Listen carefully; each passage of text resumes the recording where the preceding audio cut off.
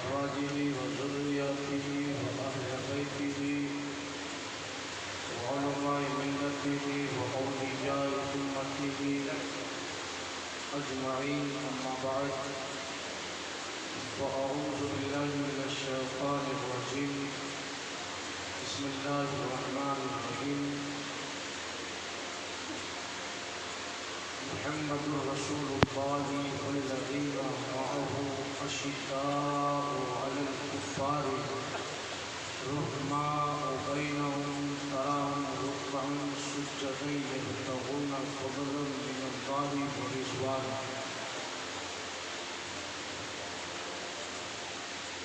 صدق الله مولانا العظيم. وبلغنا رسوله النبي الأمين المكين المختار الكريم، ونحن على ذلك لمن الشاهدين والشاكرين والذاكرين والحمد لله رب العالمين. प्यारे आका सल्लल्लाहु अलैहि वसल्लम के प्यारे दीवानों,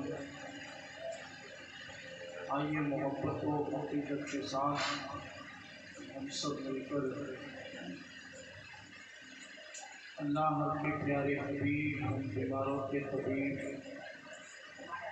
रहमत कौने फ़ख्र दारे हज़रत अब्दुल्लाह के लफ्ज़ जुगर, हज़रत आमिना के नूर नज़र, दाई हलीमा के राज दुलारे, उम्मत की वाली, गरीबों की गमगुसार हुज़ूर मुहम्मद रसूलुल्लाह सल्लल्लाहु अलैहि वसल्लम की दरबार रिसालत में दुरूद शरीफ का हदिया पेश फरमाना। अल्लाहुम्मा सल्लि अला सय्यदना नबिय्यिना व शफ़ीअना व हबीबना मौलाना मुहम्मदिन व अस्हाबिही व बारिक वसल्लिम। नबी और आले नबी की बारगाह में मोहब्बत के साथ एक मरतबा बावाज़ बुलंद दुरूद शरीफ पढ़ें। अल्लाहुम्मा सल्लि अला सय्यदना नबिय्यिना व शफ़ीअना व हबीबना मौलाना मुहम्मदिन व अस्हाबिही व बारिक वसल्लिम। वाह क्या जुदो करम है शहबत हाथ तेरा, नहीं सुनता ही नहीं मांगने वाला तेरा।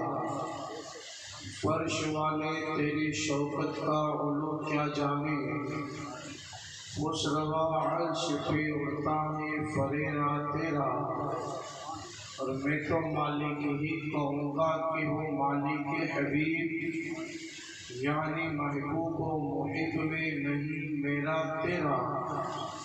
ला व रब्बिल अर्श, जिसको जो मिला उनसे मिला, बढ़ती है कोने में निअमत रसूलुल्लाह की। हज़रात, मुहर्रमुल हरम शरीफ की आज 5वीं शब है, जिसमें हमारी आपकी हाज़िरी हुई। अल्लाह रब्बुल आलमीन हमारे इस हाज़िरी को अपनी बारगाह करम में कबूल फरमाए और करबला वाले सरकार की फैज़ बरक़ात से अल्लाह हमारी ज़िंदगी को पुरनूर फरमाए और इमाम अली मकाम के सदक़े में अल्लाह हमारे दीन और दुनिया की कामयाबी हमें अता फरमाए। बाद हमदो सलाम और दुआ के अल्लाह रब्बुल आलमीन कुरान मुक़द्दसा में इरशाद फरमाता है, मुहम्मदुर रसूलुल्लाह, मुहम्मद सल्लल्लाहु अलैहि वसल्लम अल्लाह के रसूल हैं। वल्लज़ीना मअहु अशिद्दाउ अलल कुफ़्फ़ार, उनके साथी कुफ़ारों पर बड़े सख्त है। आपस में नरम दिल,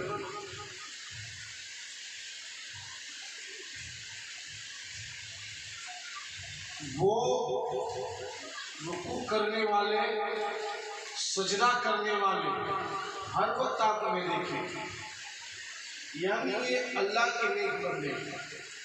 ये आयत करीमा सहाबाए किराम रिज़वानुल्लाहि ताला अलैहिम अजमाइन की शान अक़द्दस में वारिद हुई और सहाबा की शान बयान हो रही इस आयत में। और बिलखुसूस वो चारों सहाबी जिन्हें खुलफाए राशिदीन कहा जाता है, बिलखुसूस को मुराद है इससे। जैसे मोहम्मद रसूलुल्लाह से तो आप समझ गए, पूरी दुनिया जानती है कि मोहम्मद सल्लल्लाहु अलैहि वसल्लम अल्लाह के रसूल हैं, आज भी है, क़यामत तक है। वल्लज़ीना माअहु, उनके साथ वाले, यानी सारे सहाबा रसूलुल्लाह के साथी हैं, कोई शक नहीं, कोई शुबा नहीं। लेकिन अफजलियत के एतबार से आप देखें तो सबसे पहले जो रसूलुल्लाह के करीब में नबी का कलमा पड़ा वो ज़ाते बाबरकत सैयदना अबू बकर सिद्दीक़ की ज़ात है। तो यहाँ हज़रत अबू बकर सिद्दीक़ की तरफ इशारा है। वल्लज़ीना मअहु अशिद्दाउ अलल कुफ़ार, काफिरों पर बड़े सख्त हैं, यानी बड़े सख्त। तो रसूलुल्लाह के सारे सहाबा काफिरों पर बड़े सख्त थे, लेकिन बिलखुसूस यहाँ इशारा है हजरत सैयदना उमर फारूक आज़म की तरफ कि वो बहुत बड़े काफिरों के सख्त थे, बहुत बड़े दुश्मन थे काफिरों के। कि आप की तरफ इशारा कर रही है आयत करीमा का ये लफ्ज़, अशिद्दाउ अलल कुफ़ार रुहमाउ बैनहुम, आपस में नरम दिल। यानी सारे सहाबा अमीर हो या गरीब, सब के सब जब आपस में मिलते हैं तो ऐसा के गोया के एक जान है, बड़े नरमी के साथ, बड़े तहम्मुल के साथ। यहाँ ऊंच नीच का फर्क सहाबा ने मिटा दिया, सारे सहाबा नरम दिल। लेकिन सबसे ज्यादा जो नरम दिल वाली जात है सहाबा में, तो वो हजरत सैयदना उस्मान गनी की जात में। तो यहाँ इशारा इस तरफ है, रुहमाउ बैनहुम, आपस में नरम दिल। यानी हजरत उस्मान गनी की शान तो ये थी कि आप बड़े नरम दिल के मालिक थे, बड़े नरम दिल के मालिक थे। तराहुम रुक्कान सुज्जदे यब्तगून फज़लन मिनल्लाहि व रिज़वान, तुम उन्हें देखोगे रुकू करते हुए सजदा करते हो। तो सारे सहाबा नमाजी भी हैं, मुत्तकी भी हैं, रुकू करने वाले भी हैं, सजदा करने वाले भी हैं। लेकिन मौला अली की तरफ इशारा कि ये बाबे खैबर, मौला अली शेर खुदा, कि आपकी नमाज ऐसी कि नमाज में तीर लगता है, आपको पता नहीं चलता। इशारा इस तरह।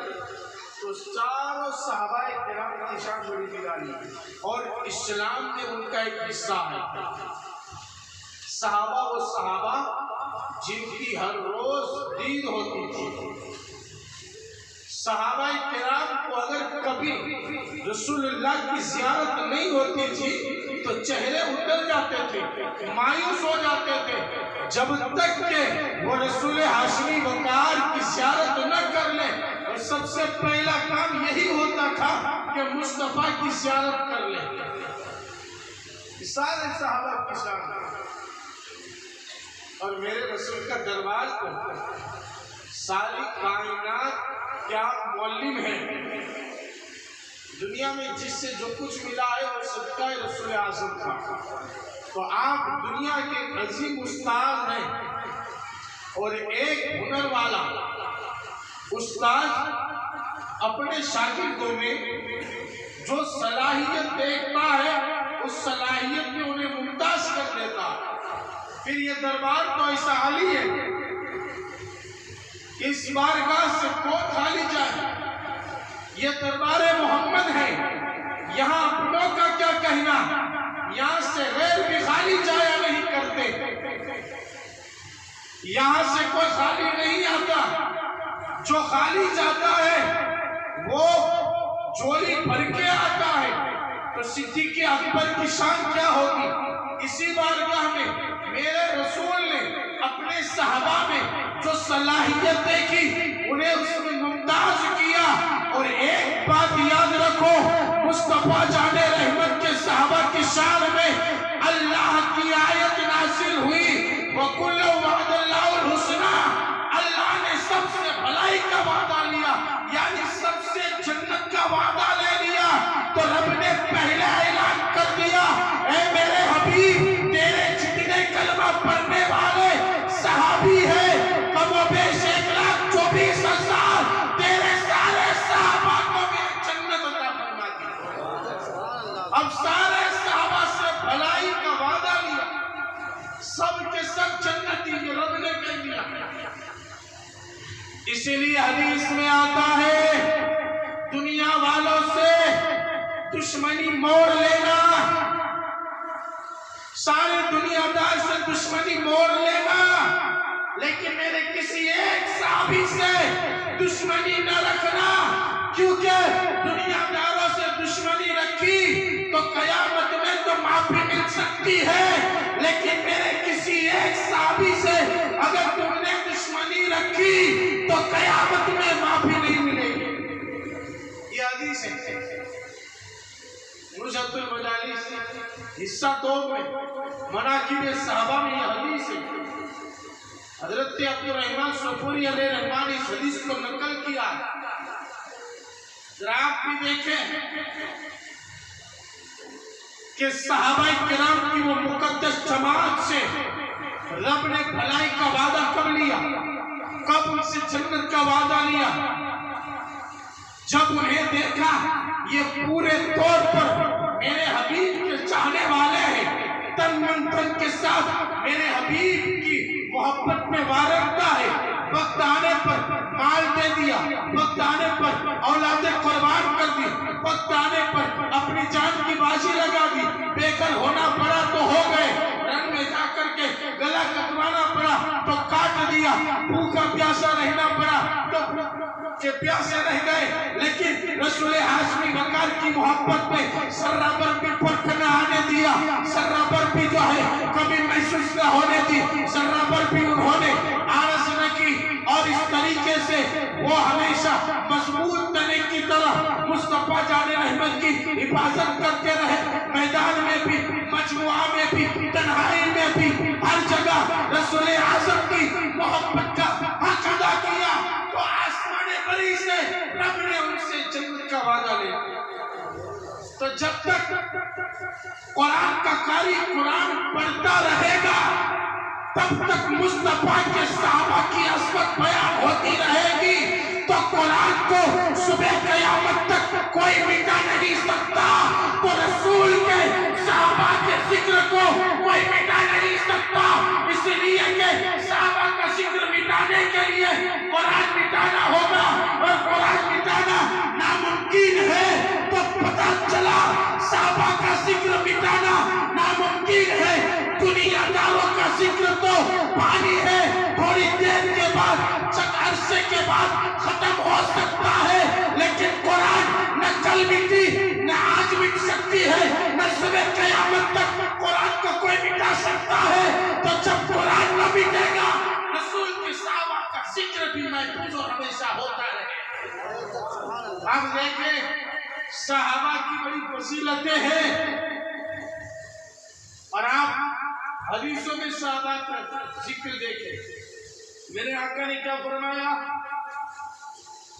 क्या फरमाया, ऐ लोगों मेरे बाद मेरे सहाबा को निशाना न बनाओ, मेरे सहाबा को बुरा भला न कहो, और अगर किसी ऐसी बदसाद से, किसी ऐसी खबीस जमात से तुम्हारा सामना हो जाए जो मेरे सहाबा को गालियां दे या बुरा भला कहे, तो तुम उन्हें कहो कि तुम पर खुदा की मां और लानत।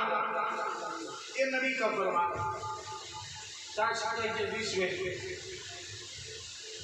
और मेरे नबी ने क्या फरमाया, अस्हाबी कन नुजूम फबी अय्युहुम इक्तदैतुम इह्तदैतुम। मेरे सहाबा हिदायत के सितारे हैं, किसी एक की इक्तिदा कर लोगे हिदायत पा जाओगे। अब समझे आप, सहाबा से मोहब्बत रसूल आज़म की मोहब्बत की वजह से की जाती है।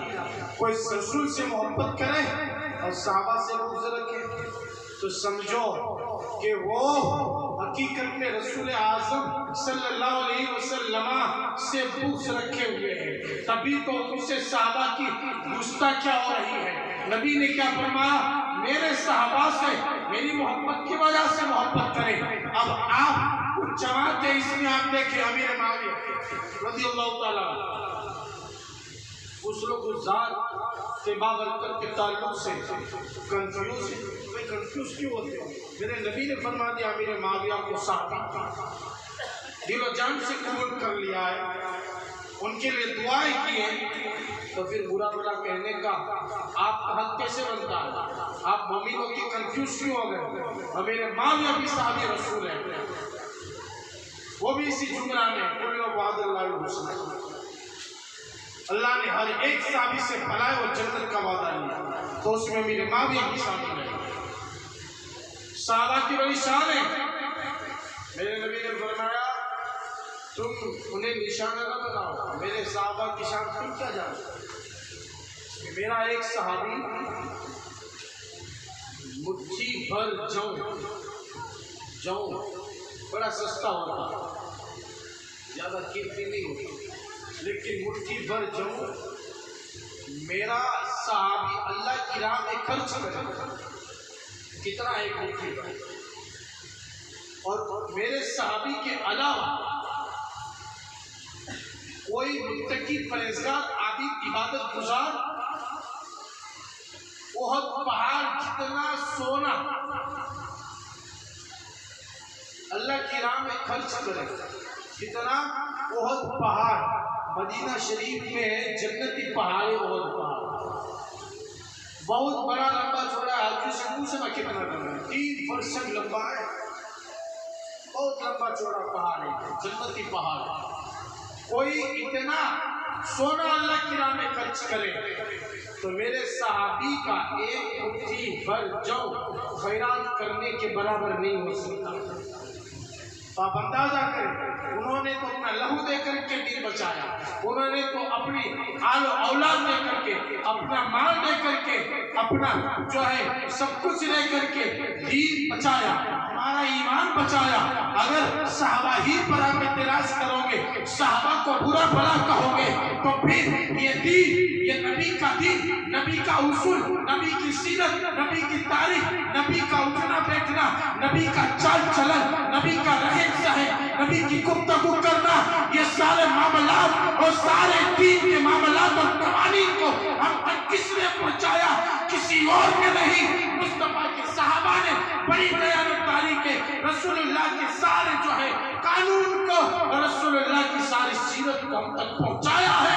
तो हम पर सहाबा किराम का बहुत बड़ा एहसान। चले किसी सहाबी को बुरा भला न कहा जाता, भले एहसान माना जाए तो उनका एहसान है कि दीन हम तक पहुंचा उनके जरिए।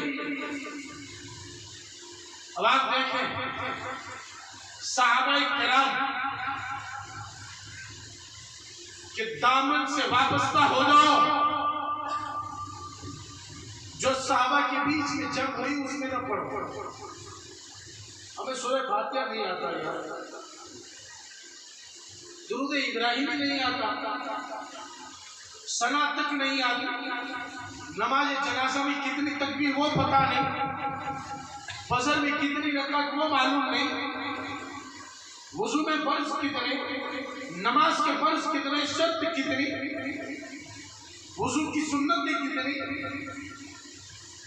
आयतुल कुर्सी याद नहीं, और आयतुल कुर्सी को एक दुनियादार हुकूमत की कुर्सी के लिए बेच दिया जाता है, और फिर ये कहा जाए सहाबा किराम की सामने उंगली उठाई जाए, उनमें जो जंग हुई तुम क्या जानो, हम क्या जानो, किस वजह से हुई। ये सारे सहाबा मुस्तहीद थे, और मुस्तहीद अगर मसले में खता भी करे, गलती भी करे, तब भी उन्हें रब की बारगाह से सवाब मिलता है। हम गुनाह करें तो हमें गुनाह मिलेगा, मुजतहीद अगर खता भी कर दे तो खता का उन्हें गुनाह नहीं बल्कि खता का भी उन्हें सवाब दिया जाता है। ये उनका इज्तिहाद था। सारे सहाबा हक पर थे, मौला अली भी हक पर थे, और हक मौला अली के साथ मानते अल्हम्दुलिल्लाह।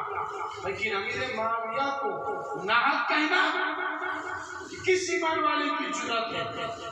खारसी बोली न बोलो। अमीर मुआविया को उम्मत के मामू रखते हैं यार, अमीर मुआविया की बड़ी शान है। आप बाकी में वही भी उसका जिक्र आएगा इंशाअल्लाह।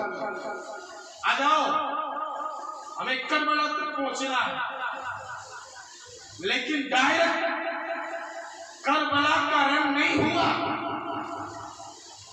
अगर सहाबा ने अल्लाह की दी हुई मदद का सही तौर पर इस्तेमाल न किया होता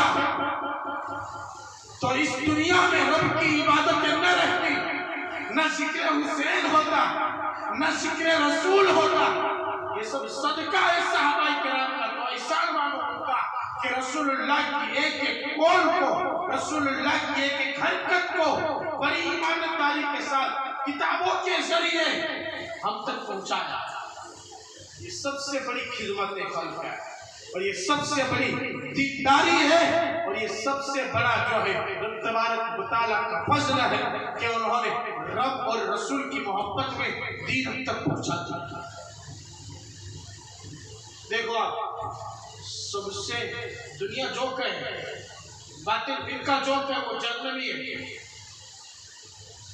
राम सिंचाई जो कहे पहला नंबर अली का, लेकिन सुन्नी यही कहेगा अंबिया के बाद सबसे बड़ा मुकाम जिस जात गिरामी बकाल का है वो अबू बकर की जात है। पहला नंबर अबू बकर का।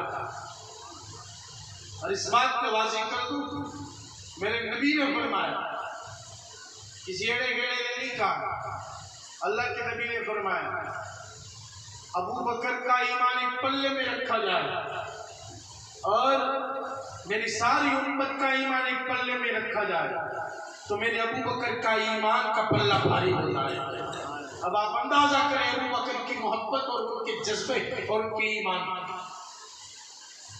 कि रसूलुल्लाह जिनके ईमान की गवाही देते वो हजरत अबू बकर सिद्दीक है कि जिस शख्सियत को आप जितना सलाम करो, जितना उनका जिक्र करो कम है।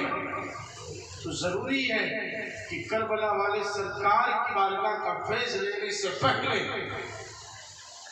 इन सहाबा किराम की बारगाह का फैज हासिल कर लिया जाए। हजरत अबू हुरैरा रज़ियल्लाहु ताला अन्हु फरमाते हैं, और रसूलुल्लाह सल्लल्लाहु अलैहि वसल्लम के बाद, आपके विसालतुल मलाल के बाद इस्लाम की जो खिदमत अंजाम दी और इस्लाम की जो है बाग दौड़ जिसने संभाली और जो इस्लाम की खलीफा बने वो सबसे पहले अबू बकर बने। अब पहले खलीफा है रसूलुल्लाह। और अबू हुरैरा रज़ियल्लाहु ताला अन्हु तो यहाँ तक कहते हैं कि अगर अबू बकर पहले खलीफा ना होते तो दुनिया में अल्लाह की इबादत खत्म हो जाती, यानी कोई रब का नाम लेने वाला नहीं होता। कसम खा के कहा अबू हुरैरा ने 3 मरतबा ये बात कही कि अगर अबू बकर खलीफा ना होते तो दुनिया में रब की इबादत न रह जाती। लोगों ने पूछा ऐसा क्यों कहते? तो हजरत अबू हुरैरा ने फरमाया मैं इसलिए ऐसा कह रहा हूँ कि रसूलुल्लाह अलैहि सलाम के बाद लोगों में इंतशार आ गया, लोग मुर्तद हो गए, कुछ सारे अहकाम के मुर्तद हो गए, किसी ने ज़कात का इनकार किया, लेकिन अबू बकर उसमें डटे रहे। और ये अबू बकर की शुजाअत थी, दिलेरी थी कि इस्लाम को बचा गया। और इस्लाम बचाने का जो ताल्लुक है वो आप खुद समझे थे। और इस्लाम को उस वक्त जरूरत थी सच्चे मुस्तफा के नाइब की, जो अल्लाह ने अबू बकर की शक्ल में दिया। अब देखें जब रसूलुल्लाह अलैहि सलाम जब आप बीमार थे, बिस्तर अलालत पर थे, उस वक्त आपने शाम की तरफ एक लश्कर को भेजा था दुश्मनों की सरकुबी के लिए, जैसे उसामा। और उस लश्कर के जो अमीर मुकर्रर थे, सिपह सालार, उस लश्कर का जो कमांडर था, उस कमांडर का नाम रसूलुल्लाह ने जो इस्लामी अलम जिस हाथ में दिया था, अमीर मुकर्रर किया था, वो हजरत उसामा था।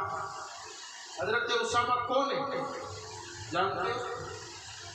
हजरत उसामा रसूलुल्लाह सल्लल्लाहु अलैहि वसल्लम के मुंह बोले बेटे, हजरत ज़ैद के बेटे, यानी गुलाम के बेटे। हजरत ज़ैद बिन हारिसा, ये डाकुओं ने इनको गिरफ्तार कर लिया था और उठा करके लाए थे, मक्का में बेच दिया था। हजरत मक्का में बेच दिया था, लोगों ने खरीद के हजरत खदीजतुल कुबरा को दिया। हजरत खदीजतुल कुबरा की जब शादी हुई रसूल आज़म से, तो अल्लाह के रसूल की बारगाह में हजरत खदीजतुल कुबरा ने, माँ खदीजतुल कुबरा ने हजरत ज़ैद को भी रसूल की बारगाह में पेश किया था। और हजरत ज़ैद रसूल की बारगाह में रहे और गुलामों में सबसे पहले हजरत ज़ैद ने कलमा पढ़ा था। और जब हजरत ज़ैद के बाप हारिसा और उनके चचा को पता चला, तो कई मुद्दत के बाद जब वो आए मक्का में और पता चला रसूल की बारगाह में, बारगाह रिसालत में आए, कहा हमारा बेटा आपकी गुलामी में हम लेने आए हैं। मेरे नबी ने फरमाया अच्छा, हम कीमत तो नहीं लेंगे, तुम्हारा बेटा लेके जाओ। बाप ने कहा ऐ बेटे चल, मुद्दत हो गई, तुम्हारी मोहब्बत में रोते रोते हम कमजोर हो गए, तुम्हारी माँ का खाना छूट गया, चलो अपने वतन। हजरत ज़ैद ने बेसाख्ता कहा था कि मैं इस बारगाह को छोड़ के कैसे आ सकता हूँ, क्योंकि इस बारगाह में मुझे वो इज्जत मिली जो मुझे आजादी में ना मिली थी। तो मैं रसूल की गुलामी में हजारों आजादियां कुर्बान करना चाहता हूँ। तेरे कलमों में जो है गैर का मुंह क्या देखे, कौन मशरब पे चढ़े, देख के तलवा तेरा। हजरत ज़ैद ने वतन कुर्बान कर दिया, माँ बाप कुर्बान कर दिए, रसूल की गुलामी पे इख्तियार किया। तो रसूलुल्लाह ने हजरत ज़ैद को मुंह बोला बेटा बना दिया। कई मुद्दत तक लोग हजरत ज़ैद को ज़ैद बिन मोहम्मद कहने लगे, लेकिन फिर उनकी तरफ से हुक्म हुआ कि ज़ैद को ज़ैद बिन मोहम्मद न कहा जाए, और वो सच्चे गुलाम थे। और यही हजरत उसामा है जिनको मेरे रसूल ने अपने कंधे पर बिठाया है। एक तरफ हजरत हसन है, कभी हुसैन होते हैं, यानी अपनी बेटी के बेटे, एक तरफ दुल्हन के बेटे को भी खंभे पर बिठा करके नबी ने वासिफ कर दिया कि नबी की निगाह में बेटे का बेटा भी इज्जत वाला है और गुलाम का बेटा भी इज्जत वाला है।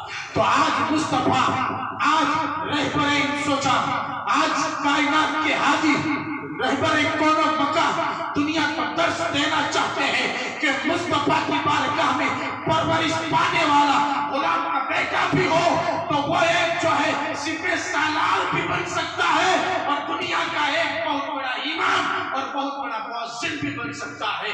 तो इस बारगाह से अबू बकर को सदाकत मिली है, उमर को अदालत का मनसब मिला है, उमर को सखावत का जो है जोश मिला है, मौला अली को शुजाअत का तगमा मिला है, हुसैन को शहीद का लक़ब मिला है, तो वहाँ बिलाल को मुअज्जिन का खिताब मिला है, तो वहाँ हज़रत उसामा को जो है मुसलमानों के अमीर का खिताब भी मिला।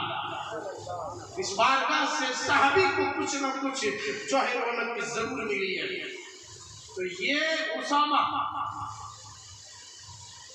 हजरत ज़ैद के बेटे हैं, लेकिन है तो गुलाम के बेटे। आज रसूलुल्लाह ने अपनी जिंदगी के आखिरी एग्जाम में एक बहुत बड़े लश्कर को शाम की तरफ सरकूबी के लिए भेजा है।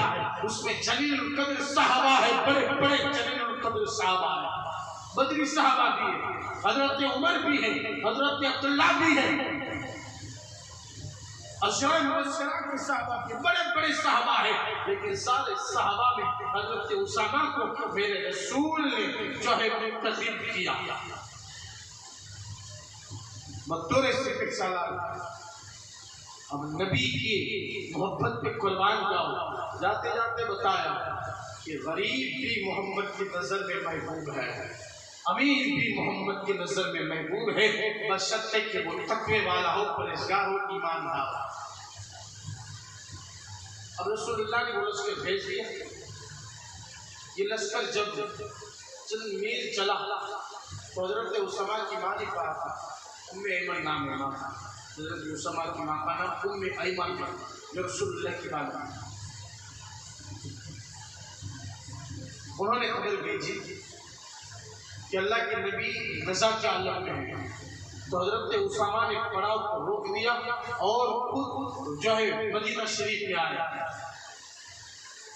मदीना शरीफ में आए कि अल्लाह के रसूल हालत रज़ा में और फिर हमारे आका अलैहिस्सलाम को तस्लीम इस पानी दुनिया से पर्दा कर जाता। साहबा में कोहराम मच गया, मदीना में एक क़यामत कायम हो गई।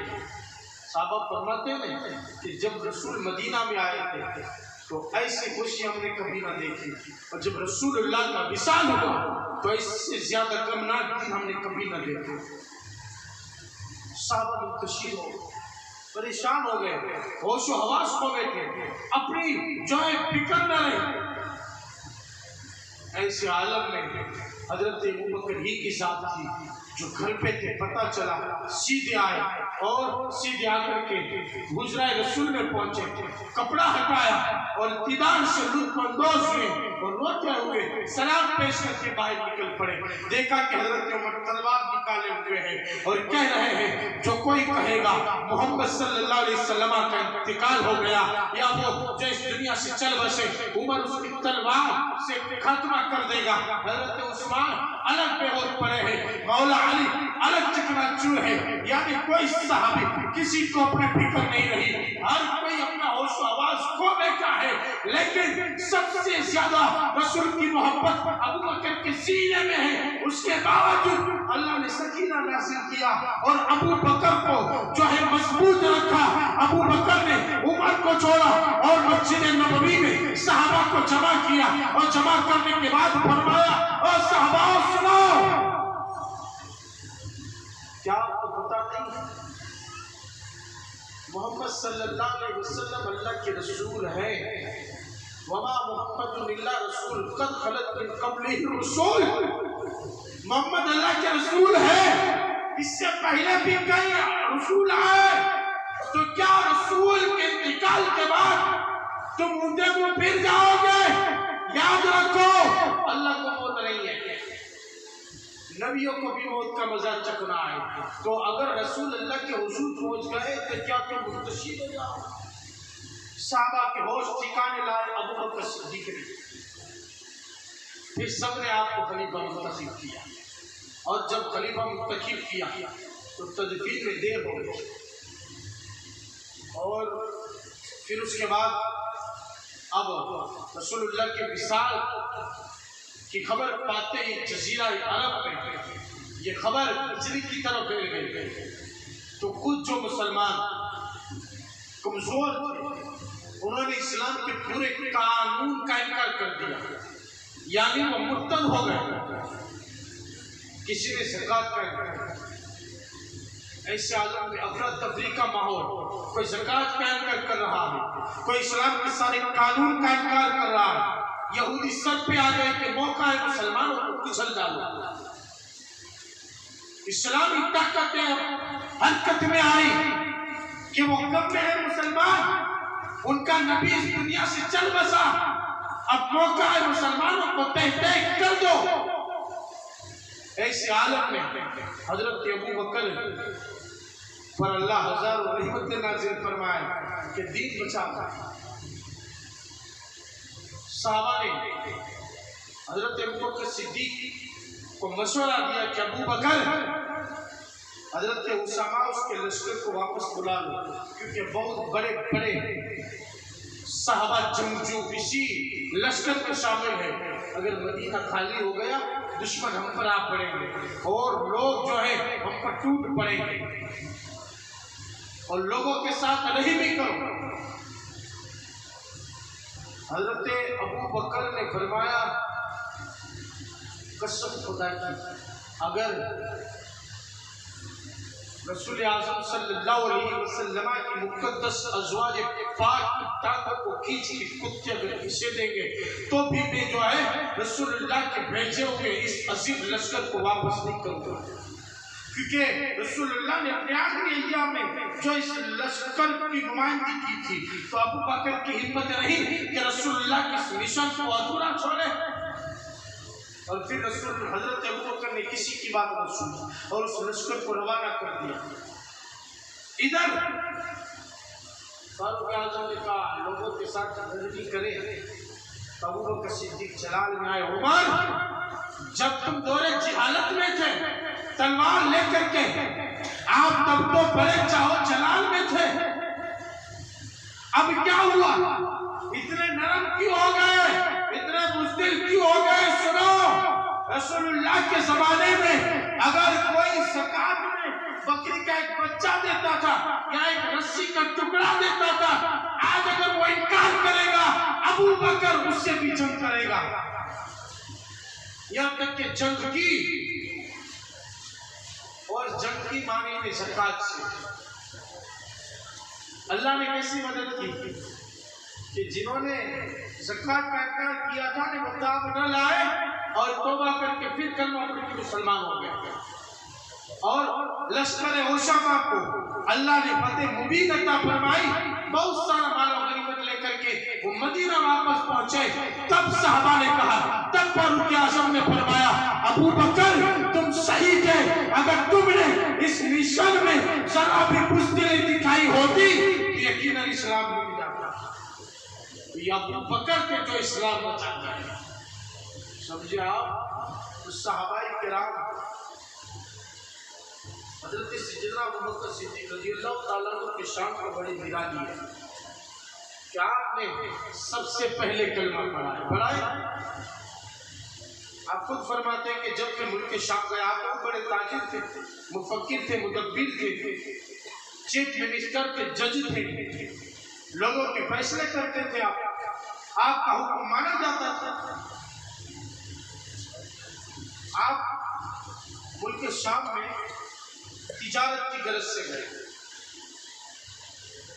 वहां आपने ख्वाब देखा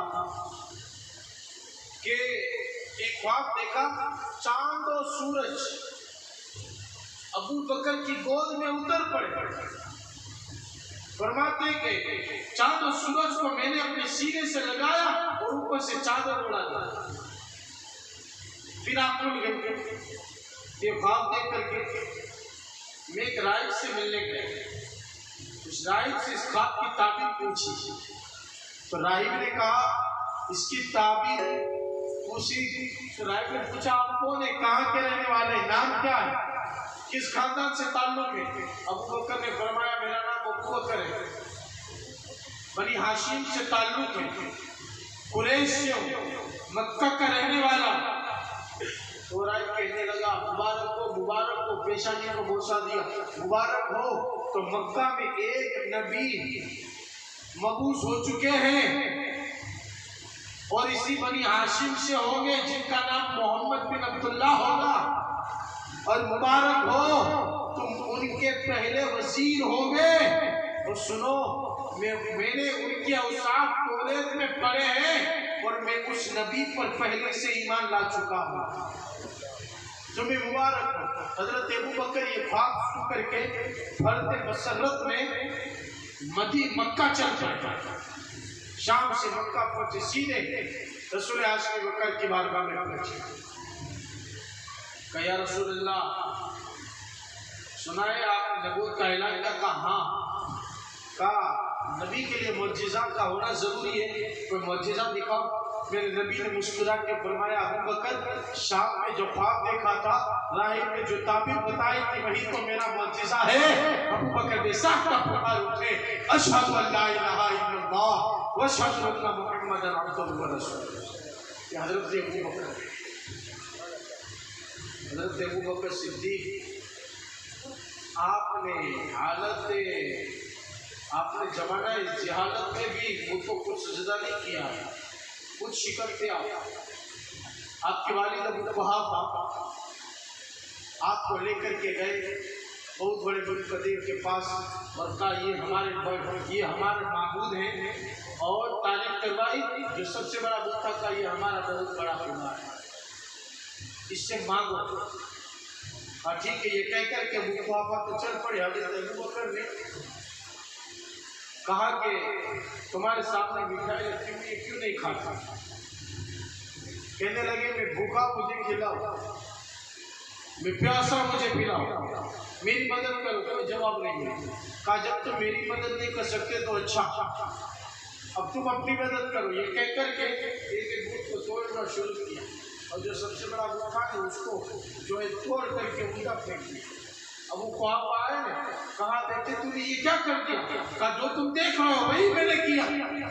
उनको पकड़ के ले गए और जाकर के कहा, अरे अबू बकर की माँ उम्मुल खैर, देख तेरा बेटा कैसी शरारतें करके आया है, ऐसी हरकतें की है। माँ ने कहा इसे कुछ न कहो, जब ये पैदा हुआ था तो रेत से आवाज आई थी, ये अतीक है और ये जो है चुन लिया गया है, इसे कुछ ना कहो, इनकी हालत को छोड़ दो। ये हजरत अबू बकर की ज़ात है। मोहब्बत कैसी है, इश्क कैसा है। आपने रसूलुल्लाह से मोहब्बत का हक अदा कर दिया। सहाबा में एक बार जब सहाबा जमा हुए ना, तो मुशरा हुआ कि सबसे बड़ा बहादुर कौन? सहाबा में सबसे बहादुर कौन है? तो लोग अलग अलग नाम लेते। आज भी लोग कहेंगे, कोई कहेगा मौला अली शेर खुदा, हम मानते अल्हम्दुलिल्लाह मौला अली बहुत बड़े बहादुर हैं, मौला अली बहुत बड़े बहादुर हैं। लेकिन आज उस बहादुर का नाम लिया जा रहा है कि जिसकी तारीफ खुद मौला अली लिखी है। मौला अली ने पूछा, बताओ सबसे बड़ा बहादुर कौन है? लोगों ने कहा, साहबा ने भी कहा कि आप बहुत बड़े बहादुर हैं, क्योंकि आप जिनकी कारनामे बहुत शानदार थे। तो मौला अली ने फरमाया, बेशक मैंने जंगे की है, बड़े बड़े बहादुरों को पछाड़ा है, लेकिन मुझसे भी एक बहुत बड़ा बहादुर है का हमें पता नहीं। तो मौला अली ने फरमाया कि सबसे बड़े बहादुर साहबी का नाम हज़रत अबू बकर है। लोगों ने पूछा वो कैसे? कहा वो ऐसे कि जब बदर का मार्का कायम हुआ और रसूलुल्लाह अलैहि सलाम को तस्लीम की हिफाजत के लिए एक चबूतरा बनाया गया था, एक खेमा बनाया गया था धूप से बचने के लिए। अब रसूलुल्लाह अलैहि सलाम उसमें आराम करना, साहबा की तरतीब करना, दुआएं करना, लेकिन रसूलुल्लाह की हिफाजत कौन करे? जब साहबा में ऐलान हुआ कि रसूलुल्लाह की हिफाजत कौन करेगा, तो कोई न उठा। अबू बकर उठे, कहा मैं रसूलुल्लाह की हिफाजत करूंगा। और नंगी तलवार लिए रसूलुल्लाह का पहरा देते रहे। किसी दुश्मन को करीब आने की हिम्मत न हुई। कोई दुश्मन आया तो शेर की तरह चपटे और उन्हें भगा दिया। यहाँ तक के पूरी जंग में हज़रत अबू बकर ने रसूलुल्लाह की हिफाजत की है। और ओहद में भी दुश्मनों को चीरते काटते सबसे पहले रसूलुल्लाह सल्लल्लाहु अलैहि वसल्लम को जिन निगाह ने देखा वो अबू बकर की ज़ात कि दुश्मनों की सफ़ों को जो है सफ़ों में तहलका मचाते हुए अबू बकर जो है इस नदी को साफ करते हुए आगे बढ़ते रहे, रसूलुल्लाह की तलाश करते रहे। और सबसे पहले रसूलुल्लाह को ओहद के मैदान में जिस निगाह ने देखा वो अबू बकर की ज़ात। और बहुत बड़े बहादुरी की निशानी ये है कि एक मर्तबा यहूदी का जो मदरसा था मदीना में, यहूदी का बहुत बड़ा मदरसा था और उसका बहुत बड़ा पादरी आया हुआ था, फहाश, बहुत बड़ा उसका जो है गुरु आया हुआ था। और हजारों की तादाद में यहूदी जमा हो चुके थे उसकी हिदायत के, हजारों की तादाद में यहूदी। अबू बकर चल पड़े दिन की खिदमत तबलीग के लिए, तने तनहा हजारों यहूदियों के बीच खुदा का ये शेर मुस्तफा के सच्चा जानिशान यहूदियों के मदरसे में दाखिल हो गए और जाकर के फहाश कलमा पढ़ ले, मुसलमान हो जा, तेरी इज्जत बाकी रहेगी। किसी से नहीं कहा, जो उसका गुरु था उन्हें ही तबलीग कर दी। ये सहाबा थे, ये बहादुरी का काम, बुज़दिली का काम नहीं। कलमा पढ़ ले, मुसलमान हो जा, ज़कात दे, नमाज पढ़ और अल्लाह को कर्ज़े हसन दे। कर्ज़े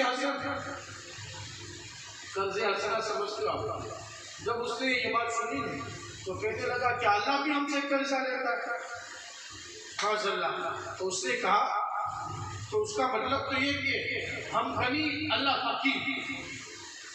जब फहाश ने ये बात कही तो अबू बकर को आया गुस्सा। हजारों की तादाद में यहूदी थे, उसके बड़े बड़े हुजरा भी थे, वो कुर्सी पर बैठा हुआ था। अबू बकर को जलाल आया, उठे, आस्तीन चढ़ाई और एक जो है तमाचा उसके मुंह पे रसीद किया। खबरदार, मेरे रब की शान में अगर तूने गुस्ताखी की तो तेरे चेलों के सामने तुझे जो है चीर के रख दूंगा। अगर तुम्हारी हमारी जरा पर भी सुलहना होती तो आज मैं तुझे कत्ल करके रख देगा।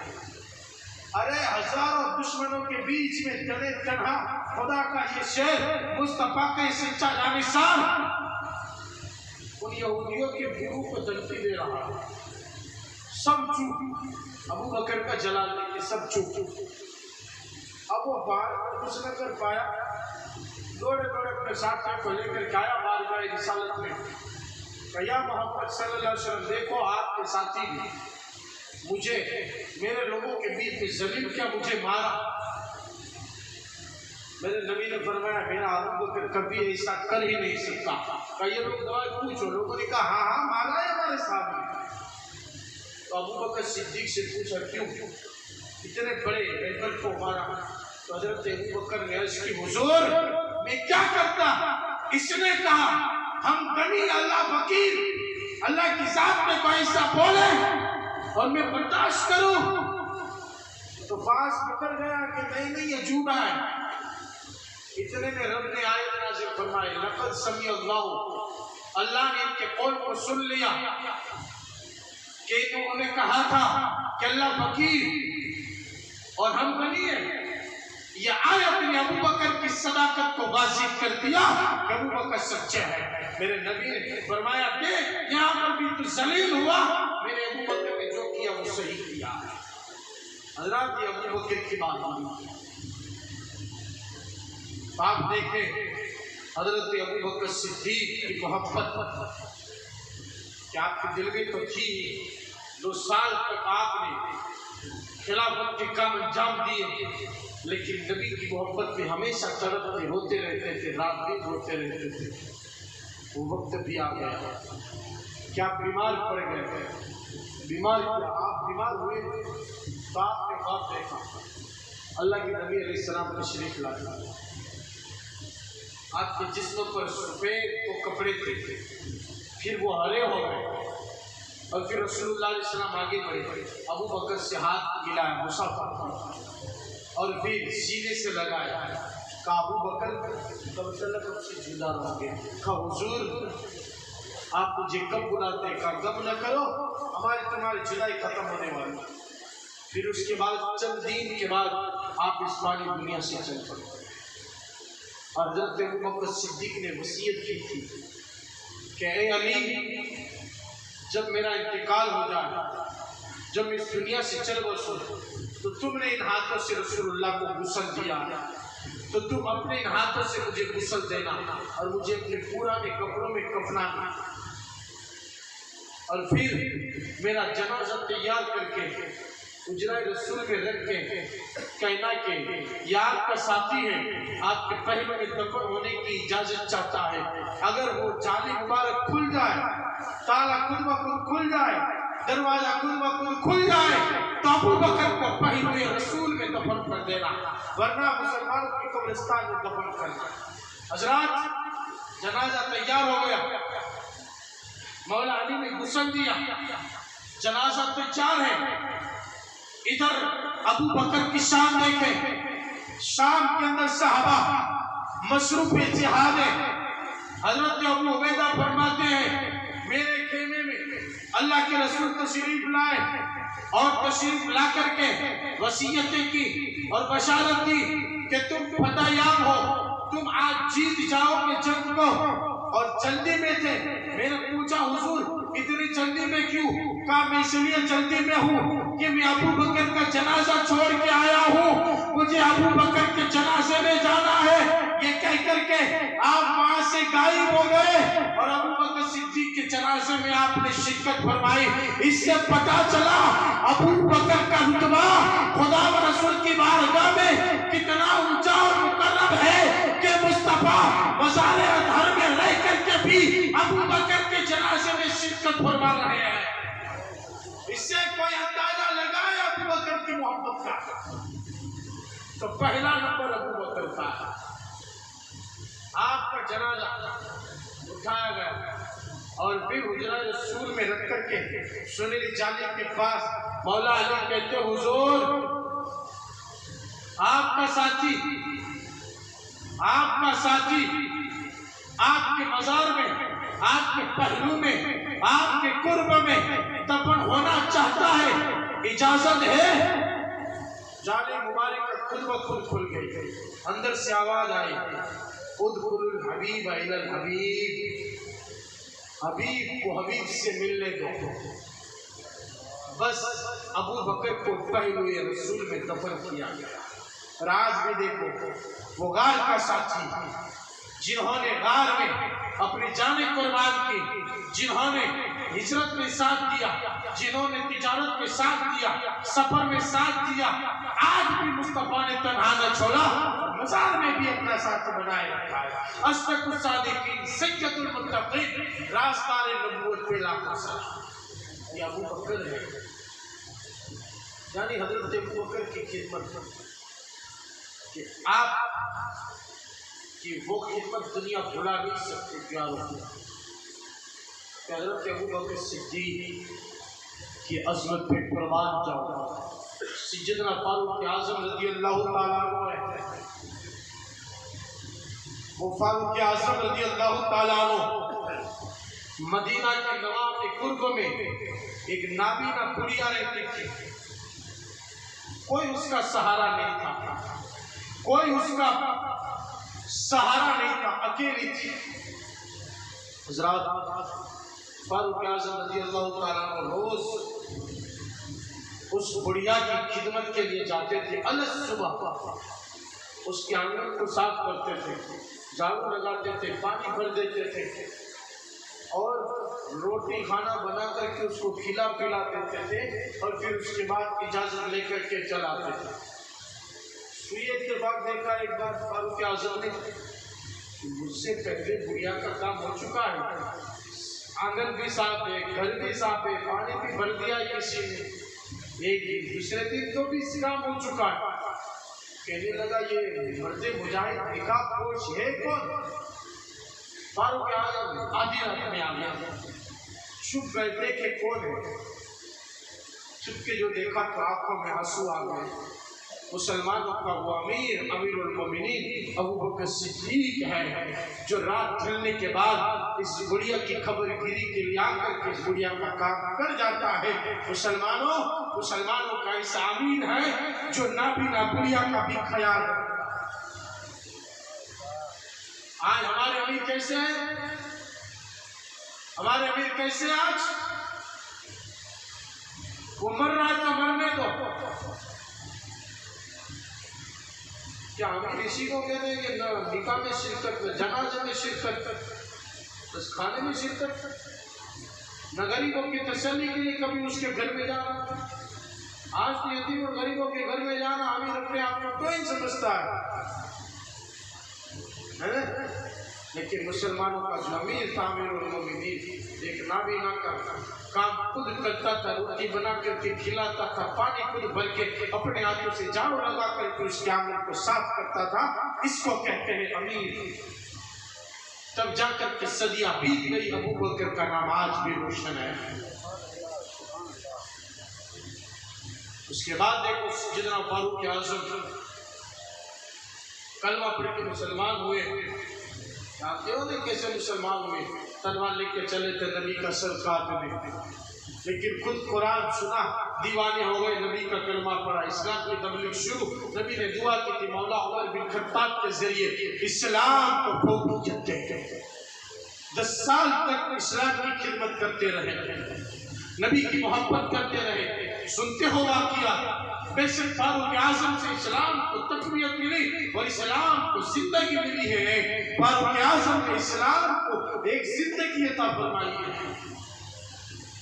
हज़रत फारूक आज़म रज़ियल्लाहु ताला अन्हु कि आपने हमेशा गरीबों का ख्याल किया। आप देखो मदीना के नवाब में अपने गुलाम के साथ आपका काम क्या था जानते हो? अमीरुल मोमिनीन थे। आपका काम क्या था? दीन की खिदमत करना, लोगों की शिकायतें सुनना, फैसला करना। रात होती थी, दयारे हबीब के सारे बाशिंदे बिस्तरों पे आराम की नींद सोते थे, तो दयारे हबीब का मुहाफिज सैयदना अमीरुल मोमिनीन फारूक आज़म जो है रात भर मदीना में गश्त करते थे कि कहीं कोई तकलीफ में तो नहीं है। गश्त करते करते एक जगह पहुंचे थे, मकान के दरवाजे के दरार से देखा कि कुछ रोशनी फीकी फीकी नमदार हो रही है। कान लगा के सुना लेते तो गुफ्तगू की आवाज़ आ रही थी। एक आवाज़ थी, माँ बड़ी भूख लगी है, खाना कब बनेगा? दूसरी आवाज़ थी, बेटो सब्र करो, ये देखो हांडी चूल्हे पे चढ़ा दी है, सब्र करो, फल मीठा होता है अभी बन जा रहे थे। फिर आवाज आती, माँ शिद्दत की भूख लगी है, रात हो गई, मदीना में लोग सो गए खा करके, हमें बड़ी भूख, नींद नहीं लगी, खाना कब मिलेगा? माँ ने कहा बेटा सब्र करो, अभी खाना बन जाएगा। ये गुफ्तगू आप निकाह पूछते थे, जब आप रात को गश्त करते थे तो निकाह बोल लेते थे ताकि कोई पहचान कर ले। अपने गुलाम से कहा पर्दा करो, निकाह की, और दरवाजा खोल के अंदर दाखिल हो गए। गुफ्तगू सुन करके आप चारों कतार रोने लगे। जब अजनबी को देखा ने तो वो बुढ़िया लर्जा बदनाम होकर के डर गई। आधी रात के वक्त मेरे घर में तुम कौन हो? डाकू और ऐसा लो, चले जाओ। कहा हमें लुटेरा न समझो, हम तुम्हारे मुर्शिद अंदर थे, अपनी दास्तान गम सुनाओ। हम काम से जा रहे थे, तुम्हारी जो है दास्तान गम सुना तो हम रुक गए और तुम्हारी तसल्ली के लिए आए, अपना हमदर्द ही समझो। कहा मैं तुम्हें अपना दर्द सुना कि क्या करूं? जाओ हमारे जख्मों पर नमक न छिड़को। कहा नहीं, बताओ तुम्हारा जख्म क्या है?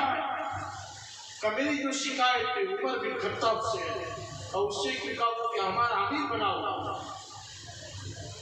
वो हमारा अमीर बना हुआ है और उन्होंने हमारी खबर तक नहीं ली। मैं खुदा से उमर की शिकायत करूंगा। फारूक आजम से कहने लगी, तो सुनो, खुदा से अमीरुल मोमिनीन की शिकायत न करूँगी, उन्हें माफ कर दो, उन्हें माफ कर दो। कहा क्यों? वो हमारा अमीर है। देखो आज हमारी खबर मिली, हमारे बच्चे आज कई दिनों के भूखे, कोई सरपरस्त नहीं, हम पर छोटे छोटे यतीम बच्चे हैं, मैं कहाँ जाऊँ? 2 दिन हो गए मेरे बच्चों ने नहीं खाया। आज तसल्ली के लिए मदीना के बच्चे सोए खा करके, मैंने अपने बच्चों की तसल्ली के लिए हांडी में सिर्फ पानी भर के रख दिया है और वो चूल्हे में रख दिया है, और बच्चों को तसल्ली देती रही और तसल्ली देती रही कि सुबह हो जाए, फिर सुबह खुदा मालिक है।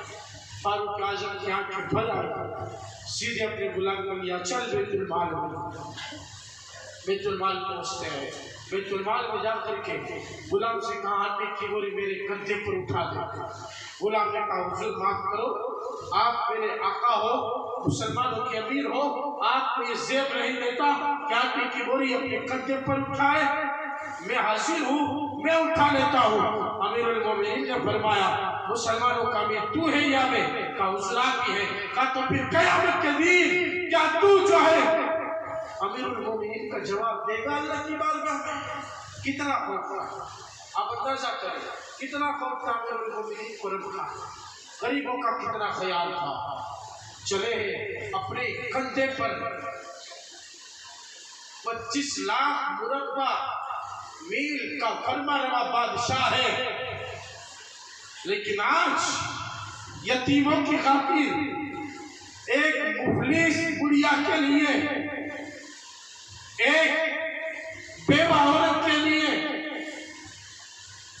आटे की बोरी अपने खंभे पर उठा करके उसके घर पहुंच करके आटे की बोरी उठ रखी है, आटा छाना और खुद अपने हाथों से आटे को गूंदा है और फिर अपने हाथों से रोटी बना करके अमीरुल मोमिनीन ने उस जो है बेवा खातून को पेश किया और अपने हाथों से रोटी के टुकड़े तोड़ तोड़ करके उस बेवा खातून के बच्चों को खिलाया है और फिर खिलाने के बाद उन्हें हंसाया, मुस्कुराया, कहा खुश हो जाओ, जिन आंखों से मैंने तुम्हें रोते देखा है, मैं चाहता हूँ उन्हीं हाथों उन्हीं आंखों से तुम्हें हंसता हुआ देखूं। यानी उनका दिल जीत लिया, अभी तक रो रहे थे, खिलाने के बाद फारूक आजम ने उन्हें हंसाया, अब हंस रहे हैं। वो खातून कहने लगी, बात की आप हमारे हमदर्द हो, हमारे मुनीस हो, यकीनन आपने हमारा दिल जीत लिया। आपने कहा था अमीरुल मोमिनीन को माफ कर देना, तो सुनो, मैं अमीरुल मोमिनीन को आपकी खातिर माफ तो कर दूंगी, कर सकती हूँ, लेकिन एक शर्त पर। का कौन सी शर्त? का रब से दुआ करूंगी कि अल्लाह उमर बिन खत्ताब की जगह आपको बिठाए और आपको अमीरुल मोमिनीन बनाए। कहा ओ बेवा खातून सुन लो, तुम्हारी हो गई। कहा वो कैसे? निकाह उठाया तो औरत भक्का भक्का हो गई, ये कौन के देख रही है? कहा मैं खुद उमर बिन खत्ताब अमीरुल मोमिनीन हूँ। अब होश उड़ गए, कहा हुजूर माफ करो, मैंने आपके सामने गलत सलत कहा। कहा नहीं, कसूर आपका नहीं है, कसूर मेरा है कि मैंने आपको, मैं अमीर था और मैंने आपकी खबर न रखी, मैंने आपका पता न लिया। बेशक मैं कसूरवार था, मेरे की बारगाह का मुजरिम था। खुदा का शुक्र है कि तूने मुझे माफ करके मुझसे राजी हो गई है। ये मुसलमानों की अमीर है, तब जाकर के इस्लाम फैला है। कोई देखे इस्लाम के अंदर कितना अमन है, इस्लाम कितनी जो है शांति और का पैगाम दे रहा है, इस्लाम के अंदर कितनी हमदर्दी है, इस्लाम में कितनी मोहब्बत है, जाज़बियत है। तब जाकर के दुनिया कुशा कुशा इस्लाम की तरफ माइल हो रही है। फारूक आज़म का दबदबा यह था कि कैसर और किस्रा जैसा बादशाह भी नाम सुन करके लफ्ज़ पर अंदाम हो जाता है, लेकिन यहाँ फारूक आज़म की आजिज़ी का ये आलम है कि एक औरत से अपनी खताएं माफ करवा रहे हैं, लेकिन अपना कसूर सुन करके आप डांटते नहीं है। आज कोई हाकिम, आज कोई अमीर जो कौन का हकीम हो, आगे वालो जरा उनकी गलती तो निकाल दे कि भाई पैसों में तूने 2-4 रुपयों की गड़बड़ी कर दी, तूने उसका ख्याल नहीं रखा, मारे जो से दुश्मन हो जाएगा। क्योंकि आज हर कोई बंदा नफ्स परस्त होकर के अपने आप को मुत्तकी समझता है। काश वो फारूक आज़म जिनको मेरे रसूल ने जन्नती कहा है और कहा उमर मेराज में गया मैं जन्नत की शेर को तो मैंने तुम्हारा महल जन्नत में देखा था। आज फारूक आज़म क्या चीज जा रहे थे, कष्ट कर रहे थे, गुड़िया को देखा, झोपड़ी में बैठ के बुढ़ी, झोपड़ी में बैठ के बुढ़ी। आप पूछते थे हर एक को, गरीबों को पूछते थे, अमीरों को नहीं, गरीबों को पूछते थे उम्र के ताल्लुक से तुम्हारा क्या ख्याल है। निकाह पूछा, अरे बुढ़िया बताओ उम्र के ताल्लुक से तुम्हारा क्या ख्याल है। तो बुढ़िया ने कहा कि उम्र का खुदा भला न करे। कहा सबक क्यों कहती, कहा इसलिए कि उम्र ने आज तक मुझे पूछा नहीं, मेरी खबर नहीं ली, मेरा हाल नहीं पूछा, कहा आपने बताया नहीं।